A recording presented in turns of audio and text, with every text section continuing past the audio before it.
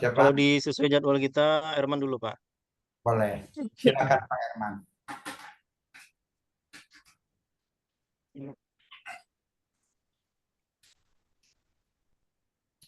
Sudah siap Pak Herman? Insya Allah siap, Pak. Oke. Seperti juga pertanyaan kepada teman-teman terdahulu, Pak Herman, kita dulu diawali dengan penjelasan beberapa modul yang dijelaskan oleh beberapa dosen terkait dengan 4 modul itu. Masih ingat apa 4 modul itu, Pak? Eh, Modul perkembangan pembelajaran, Perkembangan ada didik, perkembangan peserta didik, habis itu ada juga evaluasi juga, Pak, kemarin tuh.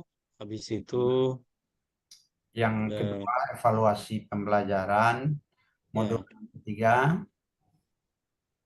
ada, teori belajar, ya teori belajar kemarin, Pak. keempat Teori belajar, satu lagi kemarin tuh ada, aduh lupa saya.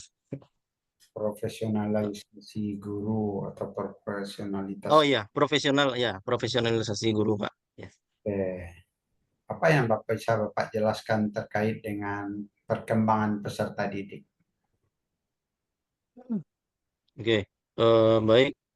Untuk perkembangan peserta didik, Pak, yang saya ingat itu tentang tahapan peserta didik ini, Pak. Yaitu saya mengambil dari teori menurut Piaget, itu ada 4 tahapan, yaitunya yang pertama tahapan sensori motor, yaitunya pada anak sejak umur 0 sampai 2 tahun. Habis itu teori tahapan preoperasional, yaitunya umur usia 2 sampai 7 atau 8 tahun. Habis itu tahapan operasional konkret, yaitunya pada anak usia 7 atau 8 sampai 11 atau 12 tahun. Habis itu baru tahapan operasional formal, Pak. Itu menurut Empat PSC. tahapan itu perkembangan apa? Ya, Pak. Yang 4 tahap Bapak sebutkan tadi itu perkembangan apa tuh? Perkembangan Perkembangan apa? serta didik, Pak. Perkembangan apa? Ya, perkembangan pertumbuhan peserta didik. Eh, per- Perkembangan peserta didik atau perkembangan kan ada aspek-aspek yang berkaitan dengan fisik, psikomotorik, kognitif, sosial, spiritual, emosional. Nah, yang 4 itu tahap perkembangan apa? Kalau ini tentang psikomotor kognitif, Pak. Ah, benar, kognitif. Ya, Eh, kognitif. mm. Kenapa di dalam perkembangan anak-anak diperhatikan menjadi fokus kajian pertumbuhan fisik dan psikomotorik? Kenapa? Bukankah pertumbuhan itu tidak sama dengan perkembangan? Kalau fisik Ya, tumbuh kan, kalau psikologis berkembang. Nah, kenapa pertumbuhan fisik itu menjadi kajian dalam psikologi perkembangan? ya. Karena eh, pertumbuhan ini, Pak, nantinya akan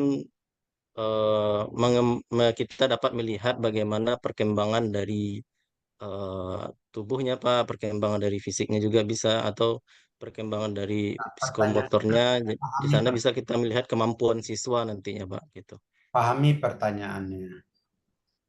Pertumbuhan dan perkembangan itu kan berbeda. Ya, Kalau pertumbuhan itu bersifat fisik, bertambah besar, bertambah tinggi, bertambah gemuk, nah, lalu bertambah tingginya. Sementara perkembangan itu berkaitan dengan aspek-aspek psikologis. perkembangan kognitif, emosional, sosial, spiritual. Nah, kenapa kok pertumbuhan fisik itu menjadi salah satu kajian dalam psikologi perkembangan?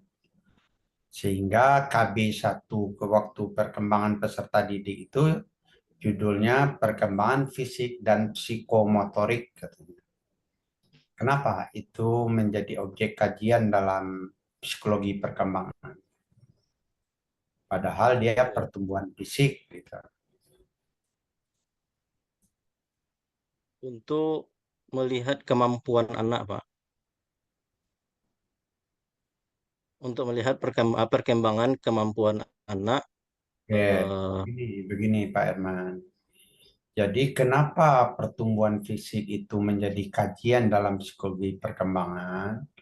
Karena bagi anak-anak, pertumbuhan fisik itu berdampak kepada psikologisnya, oh iya, iya, ya. iya, Pak. Maka fisik itu berdampak terhadap psikomotorik gitu. Psikomotorik itu apa maksudnya tuh? Psikomotor itu gerak siswa, Pak. Gerak anak, Pak. Maksudnya. Gerakan aktivitas fisiknya yang berdampak Iya, pada psikologi. gerak. Kalau Iya, anak-anak Pak. yang memiliki percaya diri yang tinggi, biasanya gerakannya lebih lepas, lebih bebas, lebih aktif Iya. ketimbang anak-anak yang ada rasa takut, kecemasan yang dia miliki gitu. Iya. Jadi apa Iya. yang dimaksud pertumbuhan fisik berdampak terhadap perkembangan psikologis. Oleh sebab itulah maka pertumbuhan fisik itu menjadi objek kajian dalam psikologi perkembangan. Iya. Oke. Yang kedua pertanyaannya, kenapa perkembangan kognitif menjadi perhatian utama dalam kajian psikologi atau perkembangan peserta didik itu?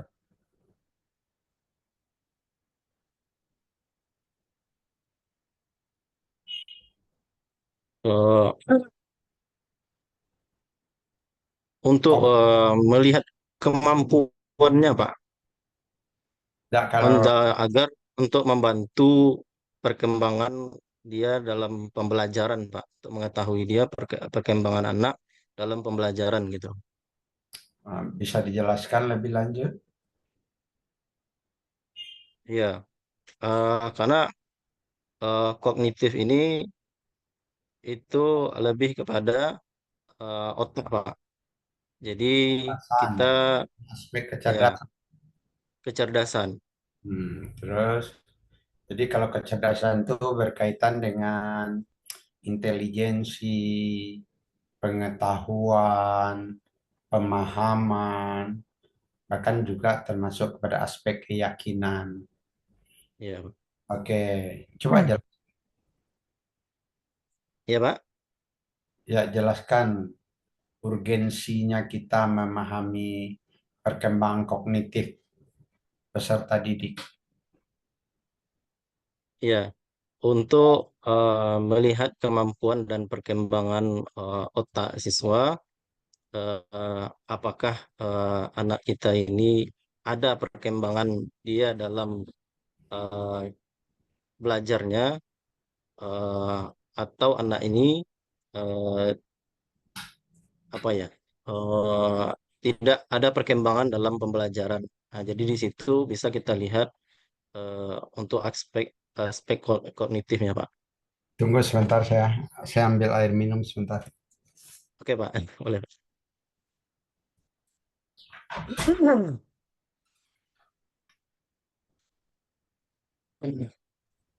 Semangat Pak Herman. Semangat, Pak. Jangan galak Galau Pak deh. Doni. Tunggu waktu. Pak Doni galak-galak Pak Doni. Kau tunggu waktu tipu kau. Ambo di ma bisa saya ambo jawe ya, Pak. Enggak jawe deh ya pada nih. Iya, Pak. Nah, makanya lurus-lurus saja, jangan dipaksakan. Iya, Pak. Sehingga tidak dijawab lebih baik ketimbang memberikan jawaban yang asal-asalan. Iya, Pak. Insya Allah, Iya, Pak. Pak. Jadi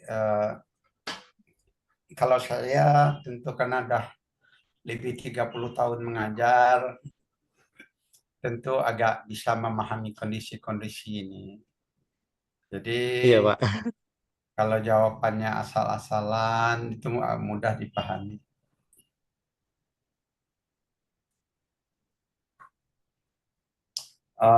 Oke, kita lanjutkan Pak Herman.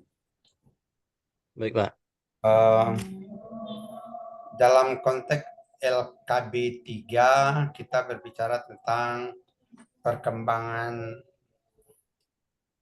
emosi, sosial, dan spiritual. Oke, bisa dijelaskan terkait dengan perkembangan emosi?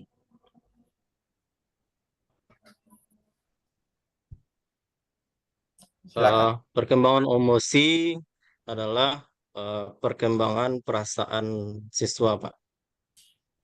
Mungkin di situ kan siswa ada eh, rasa malu, ada Nah, rasa takut juga, ada rasa cemas, gitu, Pak. Jadi perkembangan emosi ini adalah eh, karena R, dapat membantu, ya Pak. ya terus dulu. R, UB, DT kaleng, UB, DT kaleng. Terus, Lanjut, Pak. ya, Ya, jadi perkembangan emosi ini adalah untuk melihat bagaimana perkembangan perasaan siswa ini. Kan ada siswa itu ada rasa malu, ada rasa takut, ada rasa percaya dirinya gitu. Nah, jadi disitulah untuk kita melihat perkembangan emosi siswa ini. kalau spiritualitas apa tuh? Kalau spiritualitas, spi- spiritual, spiritual. Spiritual. Jadi itu untuk melihat bagaimana eh, tahapan keberagamaan siswa, Pak. Jadi bagaimana dia eh, ke antara dia dengan Tuhannya gitu, bagaimana dia berdoa dalam pembelajaran gitu, bagaimana anak ini perkembangan pengetahuan keagamaannya. Gitu.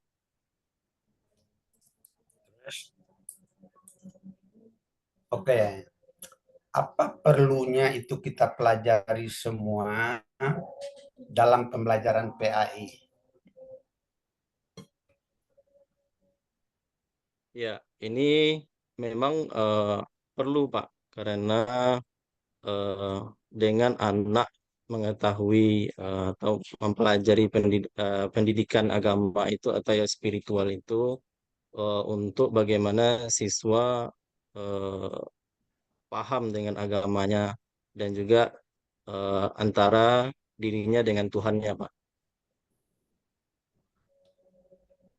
Apa bedanya Pak Herman menjelaskan tentang rukun Islam kepada anak-anak SD atau anak-anak prasekolah dengan menjelaskan kepada anak-anak SD yang kelas tinggi 4, 5, 6? Bagaimana bisa menjelaskannya? Karena tahap perkembangannya kan sudah berbeda itu. Iya. Hmm. Perbedaannya, Pak, kalau untuk anak kelas rendah itu mungkin lebih kepada perumpamaan-perumpamaannya, Pak. Jadi lebih jelas atau lebih konkret penjelasannya dengan bahasa yang memang bagaimana kita dengan anak ini dengan kelas rendah ini. Karena kelas rendah memang anak ini lebih fokus untuk bagaimana kita senyumnya, bagaimana kita dengan anak pendekatannya gitu kan, Pak. Kalau Oke, seandainya kalau contohnya coba, kelas tinggi itu pendekatannya mungkin lebih berbeda, Pak, gitu. beri contoh. Dalam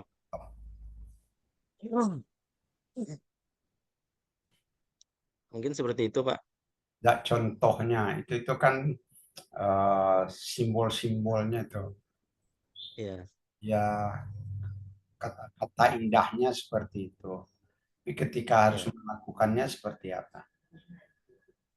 Iya, kalau misalkan tentang menjelaskan tentang rukun Islam gitu, misalkan kepada anak kelas rendah itu bagaimana ya? Pokoknya ada dengan menggunakan eh, nyanyian juga gitu Pak, atau dengan pokoknya dengan pendekatan yang lebih kita mengajarnya lebih ceria gitu kan Pak. Ya, Kalau untuk kelas rendah, tapi kalau untuk kelas tinggi, kalau jadi kita pakai dengan bagaimana cara yang kekan, jadi bagaimana guru dengan kreativitasnya mampu memudahkan peserta didik untuk bisa memahami ya ya, studying by singing ya, Pak. ya studying Mm, by doing.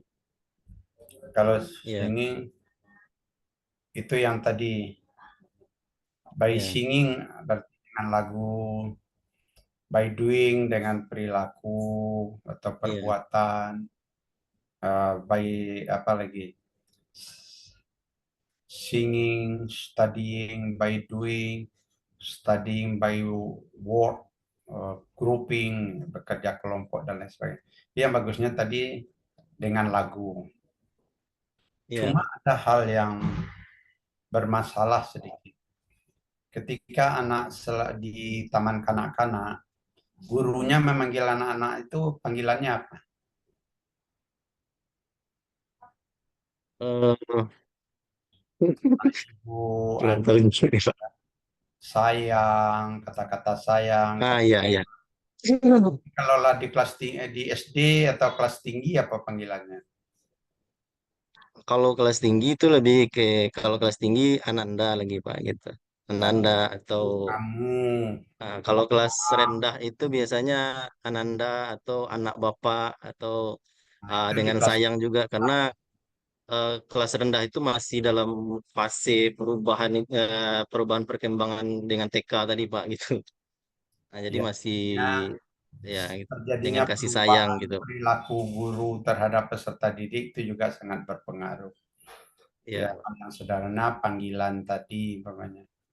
Kalau kadang di SD itu lah babaang, bakamu, bakau gitu kan. Nah, itu kan sudah ya. sangat berdampak. Itu Oke, dapat kemudian merusak mental siswa Pak. kita melanjut ke teori belajar. Teori apa saja yang Bapak pelajari ketika mendapat modul teori belajar? Ya, untuk Ya, teori belajar, Pak, terkesan eh, yang biar pertama, tidak baca, melihatnya ke kamera saja. ya Pak, teori ada teori behavioristik, Pak, ada teori kognitif, ada teori humanistik, ada konstruktivis, Pak. Eh, Teori yang banyak dipersoalkan orang tapi paling banyak dilakukan adalah teori behavioral. Coba jelaskan. Tadi kalau Pak Ya, Riki kata dia tidak menggunakan behavioral lagi atau hebat sekali itu. Sebab teori behavioral ini banyak dikritik, tetapi pada umumnya itu yang banyak kita lakukan. Nah, silakan penjelasan. teori behavioristik ini itu lebih kepada bagaimana siswa itu masih meniru, Pak, meniru eh, tindakan guru atau apa yang diperagakan oleh guru. Dan juga di teori behavioristik ini, yaitunya belajar untuk mengubah tingkah laku, Pak. Di situ juga ada eh, apa ya, Terus, ada stimulus dan respon, Pak. jadi Ah, ada peniruan di dalam konteks pembelajaran behavioral itu, mencontoh. Nah, mencontoh, Pak, Nah, benar nih ada di behavioral mencontoh. behavioral. Di behavioral itu siswa meniru apa yang Atas diperagakan oleh guru, Pak. Gitu. stimulus respon, kemudian reward dan punishment, lalu penguatan reinforcement. Apakah Ya, contoh termasuk behavioral atau tidak? Eh, termasuk Pak, ada menghukum juga gitu Pak. Ya kalau menghukum punishment ya itu benar. Ya, Oke. Sejauh manakah teori-teori tersebut berpengaruh dalam pembelajaran yang Bapak lakukan? ya. Teori tersebut sangat berpengaruh Pak, karena saya sebagai guru harus menunjukkan perilaku yang baik, harus bagaimana bahwa saya yakin dan percaya bahwasanya siswa itu peniru Pak. Jadi eh, apa yang saya kerjakan berarti harus baik gitu.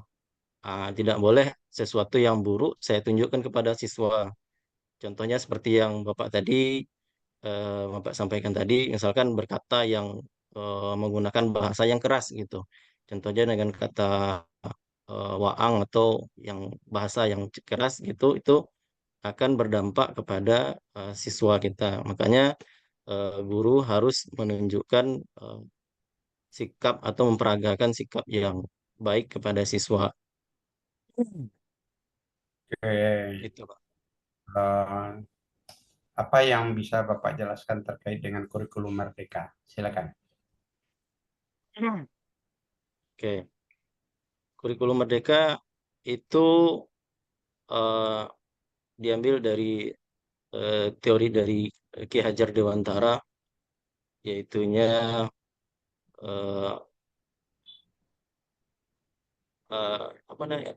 Oh ya, dari Ki Hajar Dewantara bahwasanya memang eh, guru itu Maksudnya tidak Tuturi harus Handayani. menjadi Maksudnya teacher Tuturi Handayani, Pak Herman. gimana Pak? Maksudnya Tuturi Handayani itu. Iya Pak, Tuduri Handayani itu Pak. Jadi eh, itu kan dari Ki Hajar Dewantara itu. Jadi kurikulum Merdeka ini kita tidak fokus hanya kepada guru. Jadi pembelajaran ini bersifat kepada murid lagi Pak, tidak hanya kepada guru. Kalau yang biasanya kita belajar hanya teacher center atau pendidikan yang berpusat kepada guru, kalau sekarang tidak lagi. Jadi pendidikan ini berpusat kepada murid atau student center. Itu Terus, Pak. dari segi Eh, pembelajaran apa yang bisa dijelaskan? Dari segi pembelajaran kalau yang biasanya itu seperti sebelum-sebelumnya itu guru eh, kebanyakan itu menjadi Maksudnya, pusat yes, lain pembelajaran. Jadi guru mencontoh, guru menerangkan itu dengan cara masih menggunakan ceramah, masih mengajar menggunakan lain metode ceramah, hanya terfokus kepada gurunya gitu kan. maknanya. Kalau sekarang itu tidak. Jadi guru hanya menuntun saja lagi gitu. Tidak menuntut lagi gitu. Kalau yang biasanya kan guru menuntut siswa harus pandai itu, harus pandai ini, harus hebat dalam ini, murid harus begitu gitu kan. Kalau sekarang tidak. Ya, kalau sekarang ini guru Pertanyaannya tadi, hanya Pak menuntun Herman, siswa gitu, menuntun siswa untuk ketercapaian pembelajaran gitu Pak Pak. Herman, pertanyaannya terkait dengan perangkat pembelajaran. Oh iya Apa iya. ya bukan ke sana perginya pertanyaannya Oh iya terkait iya dengan maaf Pak. Karena itu Pak, karena saya juga belajar di guru menjelaskan penggerak terkait jadi dengan perangkat eh, pembelajaran. Gitu. iya maaf Pak. Nah, lanjut. Apa Gimana tadi Pak? Pertanyaan tadi Pak, mohon Pak, diulangi Pak. Mohon maaf Pak. apa yang dipahami terkait dengan kurikulum Merdeka yang berkaitan dengan perangkat pembelajaran? Oh iya. Bisa Untuk dibandingkan dengan sebelumnya apa namanya, apa oh gitu. bedanya dengan yang lama gitu. Oh iya iya. Baik Pak. eh ada perubahan-perubahan dari yang sebelumnya, yaitunya pada K13 itu perangkat kita disebut dengan RPP, kalau sekarang berganti nama menjadi modul ajar. Dan di dalam modul ajar ini ada juga beberapa ada beberapa unsur juga di dalamnya, yaitunya ada eh, ada beberapa perubahan dari yang sebelumnya, yaitunya ada identitas modul, ada tujuan pembelajaran juga, ada perangkat pembelajaran dan lain-lainnya, Pak. Dan lain-lainnya itu apa tuh? Nah, ada profil pelajar Pancasila juga, Pak, dalam modul ajar kita. Dan juga sekarang Apa kan, maksud eh, ya Pak, kehadiran P5 dengan P2 RA itu apa urgensinya dalam kurikulum PAI itu?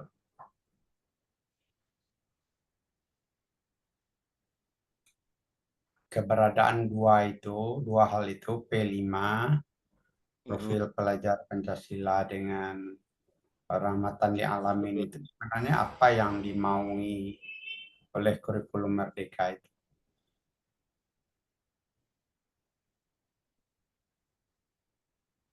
Hmm. Dulu kan tidak ada tuh. Sekarang justru menjadi poin penting di dalam perangkat pembelajaran kita yang dua hal itu.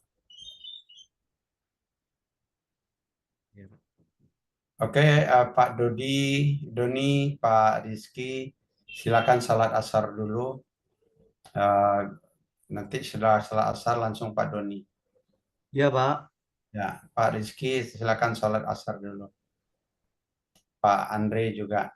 Terima kasih banyak, Pak. Terima kasih, Pak.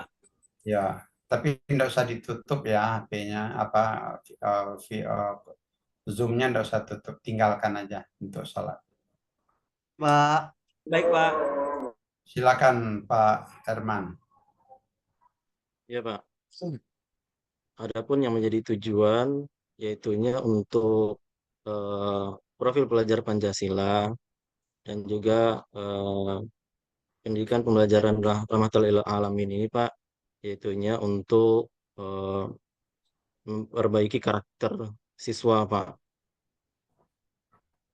Terus coba beri penjelasan yang lebih utuh. Ya, bagaimana karakter seorang pendidik ini, eh, bahwasanya dia memiliki sikap-sikap yang seperti mandiri, eh, bergotong royong, ada eh, ketuhanan yang Maha Esa juga, Pak.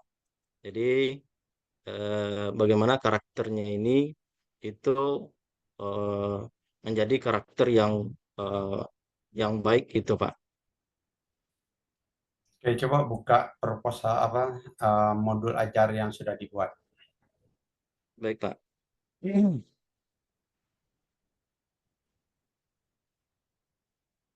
Lalu lalunya Modul ajar, modul ajar. kalau karena seorang tuti ansih pintu Pak kamar ka.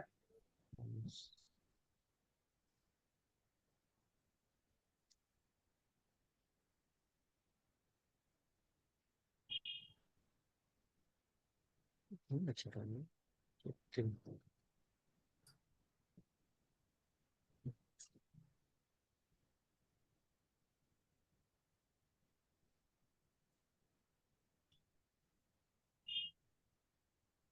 Karena Ada, seorang nampak, Pak? Ini, nah, aduh, dari awal ini sebentar, Pak. beridentitas umum. Ya, ini, Pak. Ya, silakan jelaskan. Ya, ini untuk modul ajar Herman, Pak, yaitunya temanya mengambil bab 4 untuk kelas 3, yaitunya temanya Aku Bangga Bisa Berpuasa. Untuk materi pokoknya, yaitunya eh, pengertian dan ketentuan puasa Ramadan. Untuk alokasi waktunya diambil 4 kali 35 menit. Untuk kompetensi awalnya, yaitunya menunjukkan ketakwaan kepada Allah Subhanahu wa taala dengan melaksanakan puasa Ramadan. Peserta didik diharapkan mampu menjelaskan pengertian dan ketentuan puasa dengan baik. Itu, Pak. Oke. Terus turunkan ke bawah.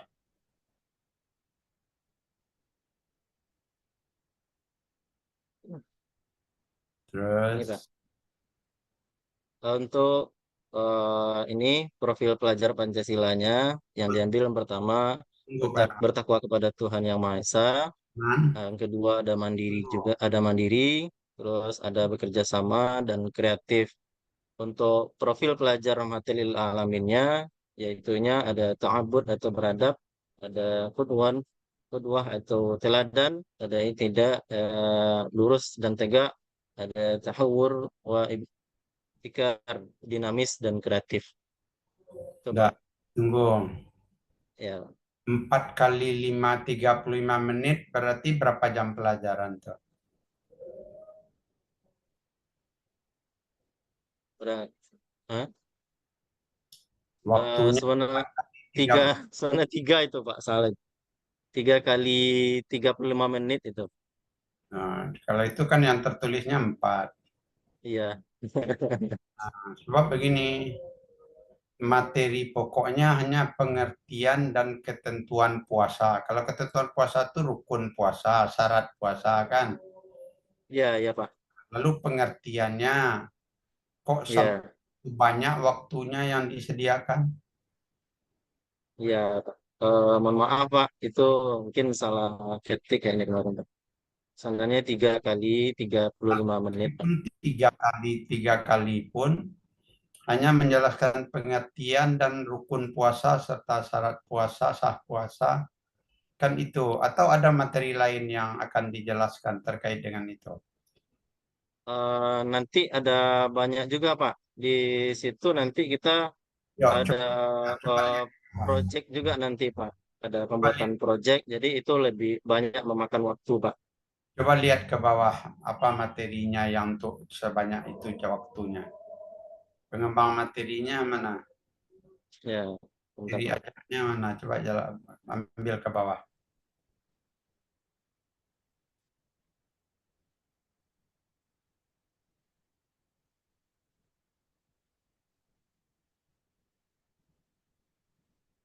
Mana materi ajarnya yang mana? Kan biasanya ada 1 poin materi ajar. Terus ada ke bawah nggak? Atau memang belum ada?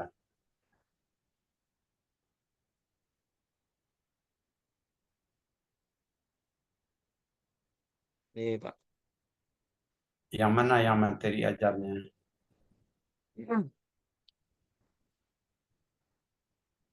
Yang mana materi ajarnya Pak Herman? Materi ajarnya di PowerPoint nanti disampaikan Pak, di slide PowerPoint Pak. Ya, kalau di dalam modul kita nggak perlu ada dijelaskan materi ajarnya apa. Cukup Iya temanya. Pak, seharusnya seharusnya iya Pak, tapi Yang seharusnya itu yang ditanyakan mana dia. Yang seharusnya itu mana dia. ya Pak. Nanti ditambahkan Pak, insya Allah Pak. Nah, jadi Ini Pak ini. KPI-nya ada untuk tugas yang dikerjakan. Nah, tapi materi ajarnya mana? Iya Pak. Karena kemarin tuh Sekarang kita memakai slide PTK-nya bikin. ya PTK ya Pak. PTK-nya.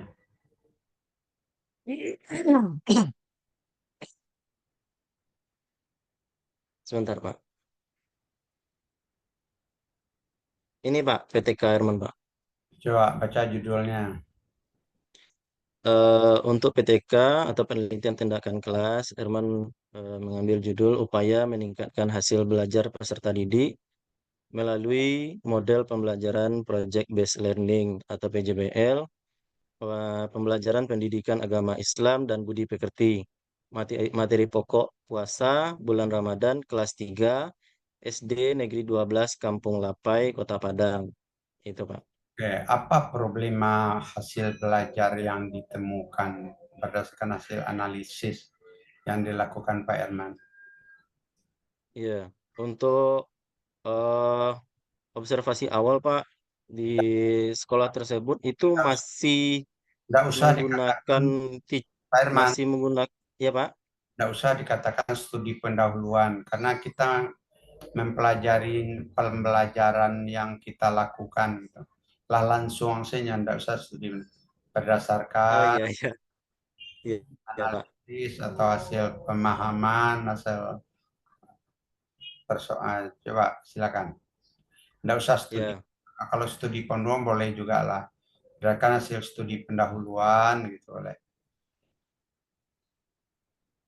iya. Eh, karena di sekolah tersebut Pak ya masih hanya berfokus kepada gurunya Pak dalam pembelajaran. Guru yang Jadi dimaksud siapa?